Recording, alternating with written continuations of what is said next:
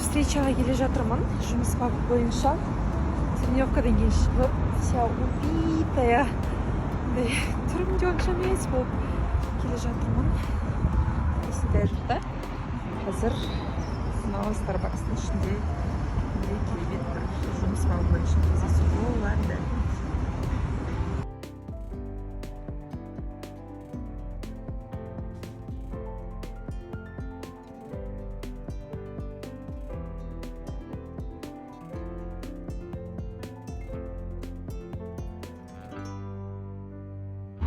Мынаның Праданың алды хит қой, короче.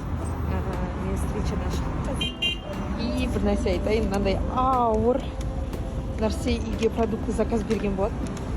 Осыны көтерсетін адам жоқ қой, жігіт жоқ қой. Хотя бандай жазып жүрген жігіттер тормысыңдар ғой, блин. Осы кезде жанында жүретін адамсыңдар ғой. Өзім көтеріп батырмын. Қолдың сүті деген міне осындай болады. Қазір өзіме кружкаға құйып ішейін деп жатырмын. Әлі астын өшірмедік. Қаймағын қараңыздар, қандай аппетитті. Ыстық болып тұр еще. Қазір құйып ішіп аламыз. Мен тамағым ангина негізі, бал салып ішем всегда. И тамағым ангина салғанда ішем, но мен шайға қоспаймын бұны. Білмеймін неге шайға магазин сүтін қосам, ал былай ішкенге іше берем. Білмеймін что. Бұғы шығып жатыр. Ішкенге қаймағын да қосамыз. И бал салып ішеміз. Қайырлы таң баршаңызға. То есть қайырлы күн. Қалайсыздар? Кеше таңата ұйықтаған болатынмын.